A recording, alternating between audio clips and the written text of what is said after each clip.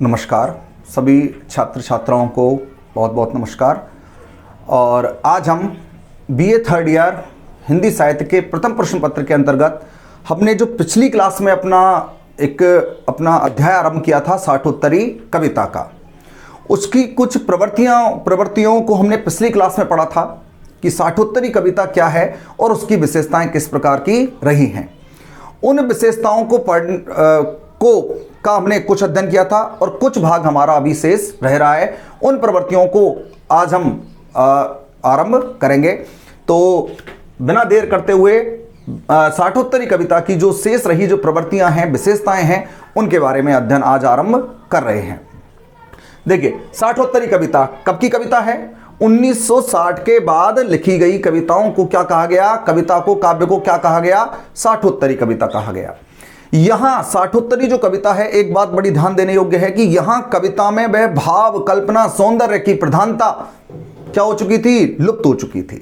क्योंकि इस कवियों का जो सीधा ध्यान था वो वर्तमान तत्कालीन परिस्थिति पर था, तत्कालीन समाज पर था कि किस प्रकार की स्थितियां वहां देखी जा रही हैं। और इसलिए जो कवि जो था उसने सौंदर्य को आश्रय बनाने के स्थान पर यथार्थ से अपना संपर्क जोड़ा और सामान्य जनजीवन के निकटता की भाषा या निकटता की कविता लिखने के लिए वह प्रेरित हुआ है।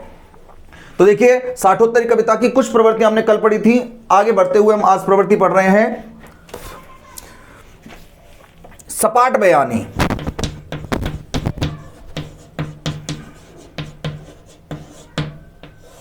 सपाट बयानी या कह सकते हैं स्पष्ट वादिता।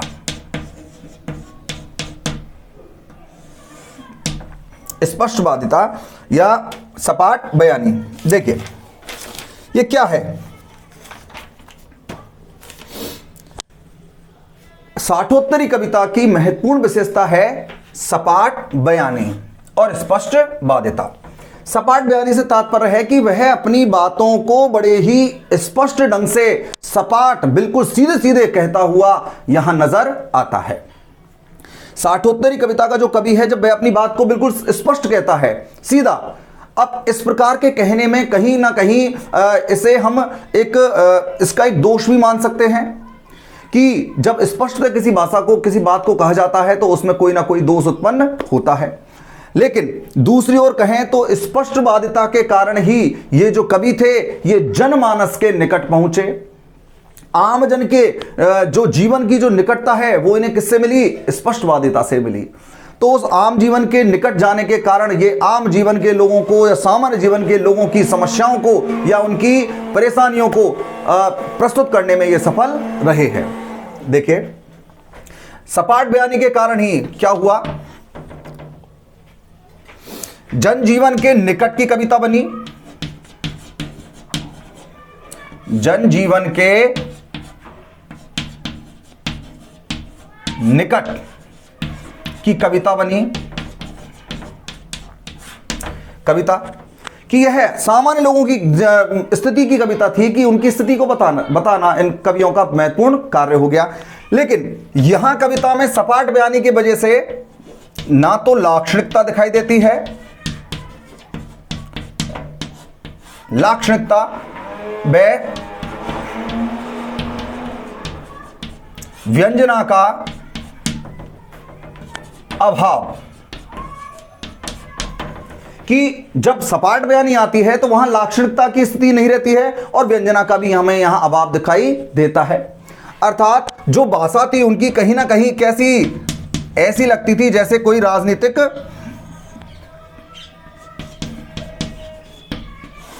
बयान हो, राजनीतिक बयान हो। कि हम देख रहे हैं कि जो कविता थी वो स्पष्टवादिता के कारण, सपाट बयानी के कारण कैसी हो गई कि उसमें क्या लाक्षणिकता और व्यंजना का भाव क्या हो गया? अभाव हो गया। क्योंकि वे अपनी बात को बिल्कुल स्पष्ट कहते थे, उसमें कोई लाग लपेट की उनकी कोई गुंजाइश नहीं थी। इसलिए ऐसा लगता था कि कहीं ना कहीं उनकी जो कविता है वो कैसी बन गई है? एक राजनीतिक बयान की तरह बन गई है, राजनीतिक बयान की तरह उसे माना गया है। ये कुछ दोष थे जो इस कविता के आए हैं, लेकिन इसकी सबसे महत्वपूर्ण बात रही है कि यह किसके निकट बनी? जनजीवन के निकट की कविता बनकर हमारे सामने आई है। और यही कारण है कि इस कविता में स्पष्टवादिता के कारण ही इस कविता में सौंदर्य के जो भाव थे, विचार थे, उनको दरकिनार किया गया और यथार्थ स्थिति और वर्तमान स्थिति की बातों को, स्थितियों को बिल्कुल प्रभावी ढंग से प्रस्तुत किया गया। तो स्पष्टवादिता के कारण क्या हुआ, यह जनजीवन के निकट की कविता बनी। किसका भाव देखने को मिलता है इसके कारण, लाक्षणिकता व व्यंजना का भाव देखने को मिलता है। कैसी कविता बन गई, ऐसी कविता बन गई जैसे कोई राजनीतिक बयान दिया गया हो, इस प्रकार की कविता हमें यह दिखाई देती है। देखते हैं इसके कि किस प्रकार इनकी स्पष्टवादिता है।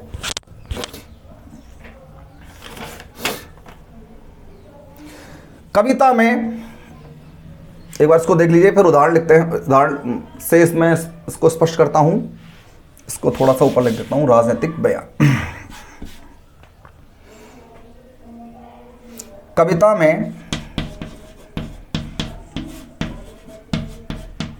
में कहने की आदत नहीं,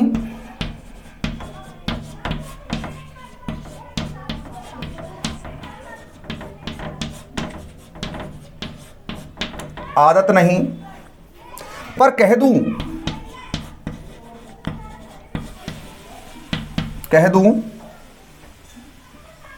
वर्तमान समाज में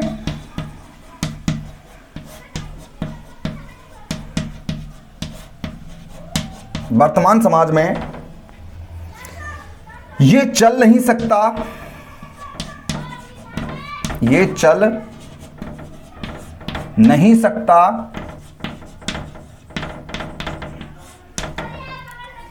पूंजी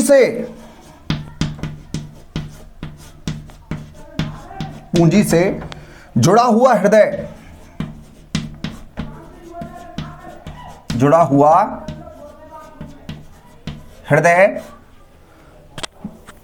बदल नहीं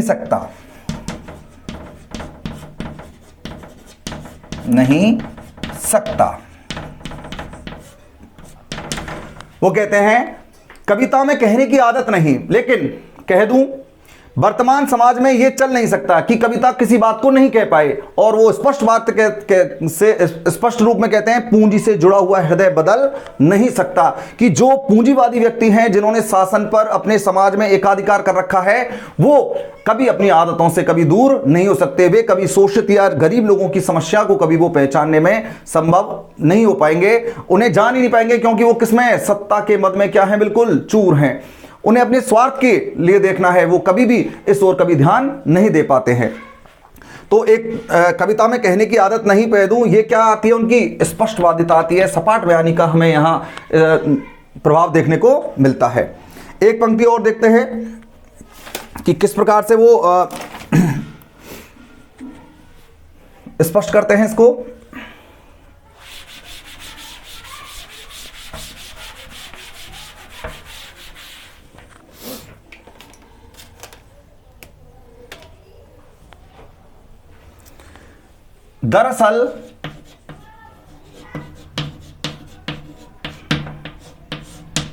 दरअसल अपने यहां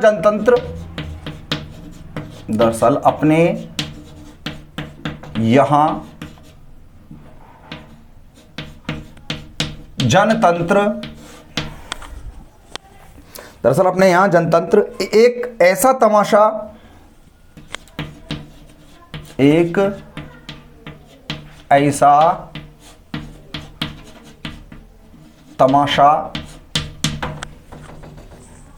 जिसकी जान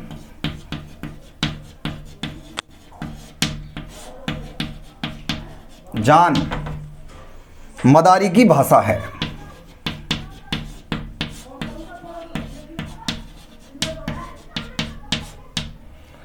एक ऐसा तमाशा है जिसकी जान मदारी की भाषा है। देखिए वो कहते हैं दरअसल अपने यहां जनतंत्र जो एक ऐसा तमाशा है जिसकी जान मदारी की, मतलब जब समय आए तो क्या है, लोगों को बहकाना है, फुसलाना है, उन्हें आश्वासन देने हैं, झूठे आश्वासन देने हैं और अपने इशारों पर उन लोगों को नचाना है।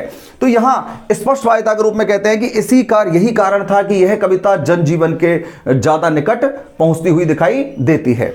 अगली प्रवृत्ति देखते हैं।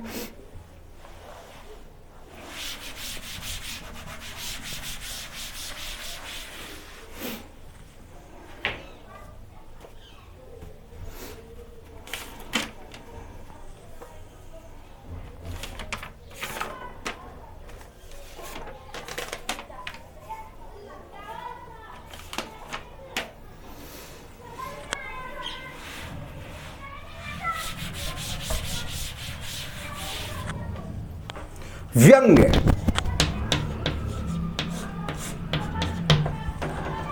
देखिए, साठोत्तरी कविता की अगली प्रवृत्ति आती है व्यंग परकता, या व्यंग परकता लिख सकते हो आप, व्यंग परकता।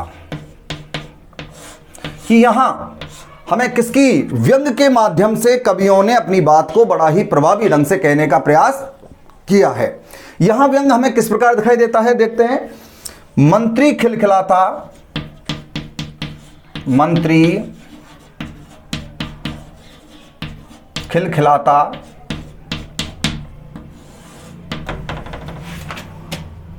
पूंछ हिलाता,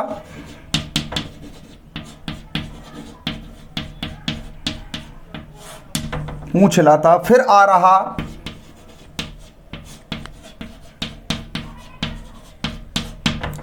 मतदान पेटी के पास, पेटी के पास। देखिए, यहां क्या व्यंग, व्यंग के माध्यम से उनका जो व्यंग है वो ज्यादा कैसे व्यंजनापरक नहीं है, उसमें भी क्या है, स्पष्टवादिता हमें दिखाई देती है, स्पष्ट भाव दिखाई देता है। वे बिना किसी लाग लपेट के अपने बात को स्पष्ट रूप में कहते हैं, लेकिन कहीं ना कहीं राजनीतिक स्थिति पर उनका व्यंग यहां हमें हमारे सामने प्रस्तुत होता है। वो कहते हैं मंत्री खिलखिलाता, पूंछ हिलाता, फिर आ रहा मतदान पेटी के पास, कि उसने 5 साल तक क्या किया, उसने अपने समय पर क्या किया, कोई कार्य नहीं कर पाया। लेकिन जैसे ही चुनाव का समय नजदीक आया तो वह लोगों को फिर बहकाने के लिए, उन्हें फुसलाने के लिए फिर दोबारा वह मतदान पेटी के पास आ रहा है, उनके हाथ जोड़ रहा है, उनके पैर पड़ रहा है, जिससे कि उसे और मौके दिए जाएं और फिर वह अपनी और स्वार्थ को पूरा कर सके। तो यहां व्यंग जो स्थिति है, व्यंग परकता की स्थिति है, वह साठोत्तरी कविता में प्रभावी रूप में देखी जा सकती है। एक और इसकी पंक्ति देखते हैं।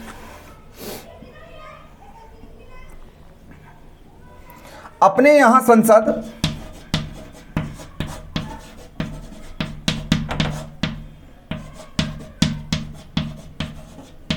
अपने यहां संसद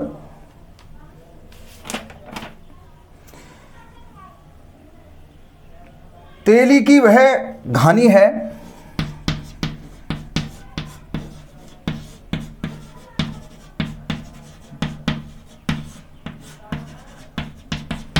अपने यहां संसद तेल की वह घानी है, जिसमें आधा तेल,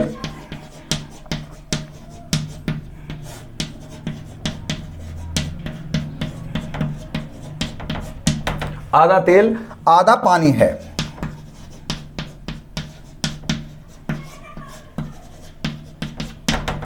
कि यहां देखिए, अपने यहां संसद तेली की वह घानी है, जिसमें आधा तेल आधा पानी है, वो स्पष्ट रूप में अपनी बात को कहते हैं, लेकिन इसमें छुपा हुआ जो व्यंग है वो हमें प्रभावी, बहुत ही प्रभावी रूप से यहां नजर आ रहा है।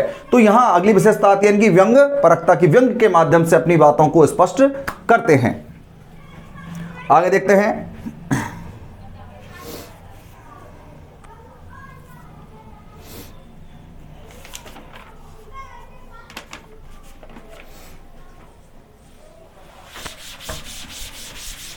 अगली प्रवृत्ति देखते हैं।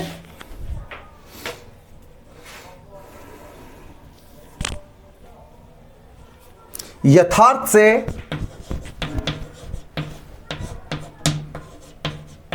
साक्षात्कार।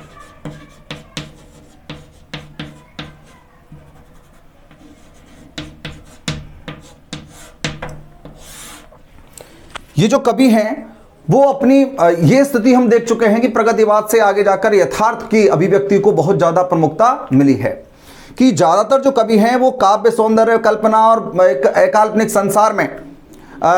संसार में जीना नहीं चाहते। वो उनकी स्थिति क्या है कि वो यथार्थ को यहां स्पष्ट करना चाहते हैं। अब चूंकि स्थिति ऐसी थी कि चीन युद्ध के बाद स्थितियां इस प्रकार से बिगड़ी कि समाज की स्थिति बिल्कुल जो ढर्रा था बिल्कुल ढह गया, ढांचा ढह गया। हर व्यक्ति जो है वो निराश उदास और अपने जीवन में कुछ नहीं कर पाने की स्थिति में था। राष्ट्रीय व अंतर्राष्ट्रीय स्तर पर जो छवि थी हमारी वह क्या हो रही थी, धूमिल हो रही थी। इस प्रकार से सभी स्तरों पर जो स्थितियां दिखाई दे रही थी उसके लिए आवश्यक था कि कवि जो है वो किसका, यथार्थ का यथार्थ से, सीधी सत्यता से उसका प्रभाव या उसका वर्णन कर सके। तो यहां पर कौन सी स्थिति दिखाई देती है? यथार्थ से साक्षात्कार की स्थिति हमें दिखाई देती है। देखते हैं अगली जो इनकी प्रवृत्ति आती है वो है, इसको स्पष्ट करते हुए देखिए, इसकी पंक्ति और देख लेते हैं।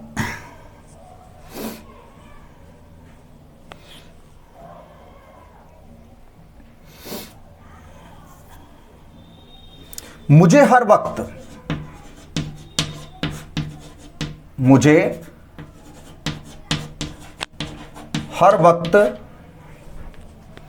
यह ख्याल रहता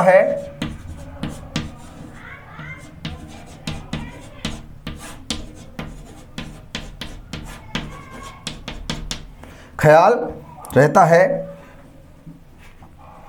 कि जूते और पैसे के बीच, जूते और पेशे के बीच एक अदद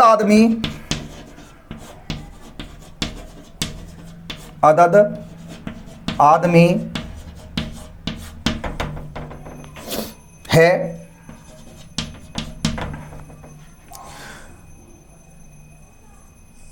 देखिए, मुझे हर वक्त यह ख्याल रहता है कि जूते और पैसे के बीच एक अदद आदमी है, अर्थात कि जो पेशा है या कोई कार्य है तो वहां भी कभी अपने स्पष्ट रूप में यथार्थ से स्पष्ट कहता है कि उस स्थिति में भी ऐसा लगता है कि जब जूते पर चोट मारता है तो ऐसा लगता है कि व्यक्ति अपने संघर्ष, अपनी पीड़ा, अपनी निराशा को दूर करने का कुंठित प्रयास कर रहा है। तो वो कहता है कि मुझे हर वक्त यह ख्याल रहता है कि जूते और पेशे के बीच एक सामान्य आदमी मुझे उस स्थिति में भी दिखाई देता है कि जो हर चोट को अपने ऊपर सहता हुआ यहां दिखाई देता है। तो यहां हमारे सामने कौन सी प्रवृत्ति आती है? यथार्थ से साक्षात्कार। अगली प्रवृत्ति है इनकी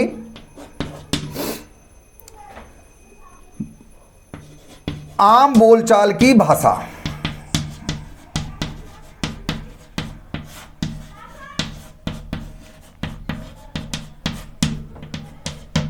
देखिए, यहां हम देखें तो इस साठोत्तरी कविता में शिल्प सौंदर्य पर, अभिव्यंजना सौंदर्य पर, या हम कह सकते हैं प्रतीक विधान, या हम कह सकते हैं उपमान विधान पर कोई विशेष कार्य नहीं किया गया, कि इन्होंने अपनी कविता को इन चीजों से मुक्त रखा है।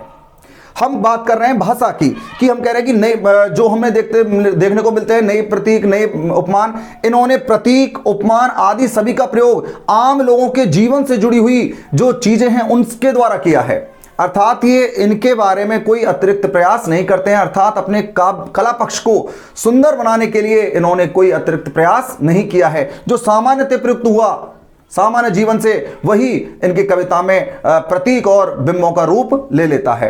अब इनकी जो भाषा है वो कैसी है? आम बोलचाल की भाषा है, जिसमें हम देखते हैं सभी प्रकार के शब्दों का प्रयोग हमें देखने को मिलता है। सामान्य जनजीवन की भाषा को लिया है, एक आम क्षेत्रीय भाषा को इन्होंने प्रयोग किया है, और यही कारण है कि कहीं ना कहीं कुछ इसकी जो शब्दावली है वो कहीं ना कहीं दूषित हमें दिखाई देती है, कि क्योंकि कुछ उसमें ऐसे शब्दों का भी प्रयोग ये कर चुके हैं कि जो समाज के लिए उचित नहीं थे। लेकिन अपनी स्थिति को स्पष्ट करने के लिए जो इनके मन में आक्रोश था, विद्रोह था, उसमें उन स्वरों की व्यंजना भी हमें दिखाई देती है।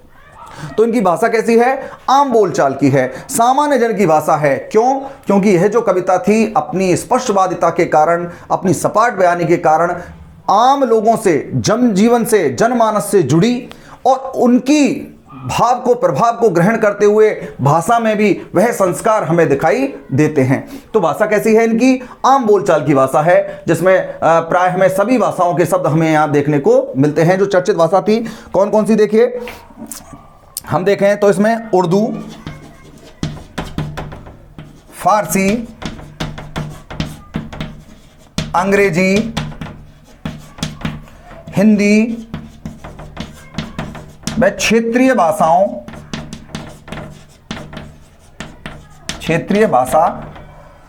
के शब्द। उर्दू, फारसी, अंग्रेजी, हिंदी व क्षेत्रीय भाषा के शब्द यहां हमें देखने को मिलते हैं। शिल्प सौंदर्य की बात करें तो शिल्प सौंदर्य के प्रति ये इतने सजग नहीं रहे हैं। इन्होंने अपने आप को शिल्प सौंदर्य से, उस काव्य की उस चमत्कार प्रदान करने वाली अभिव्यंजना से अपने आप को दूर रखा है। इस स्थिति में हम देखें तो ये हमारे सामने साठोत्तरी कविता की कुछ प्रवृत्तियां हमारे सामने आती हैं कि जो 1960 के बाद जो कविता लिखी गई उसकी कुछ प्रवृत्तियां हमने पढ़ी हैं। अब हमें जो 1960 के बाद जो काव्य आंदोलन चले कविता के रूप में, वो कौन कौन से काव्य आंदोलन थे, किस प्रकार से उनका प्रवर्तन हुआ और किस प्रकार की उनकी विचारधारा रही है, इसके बारे में हमें आगे अध्ययन करना है। तो आज हमने साठोत्तरी कविता के प्रवृत्तियां पढ़ी हैं। अगले अपनी क्लास में इससे जुड़ी हुई कुछ तथ्य और इनके जो कवि हैं उनके बारे में अध्ययन प्राप्त करेंगे। धन्यवाद।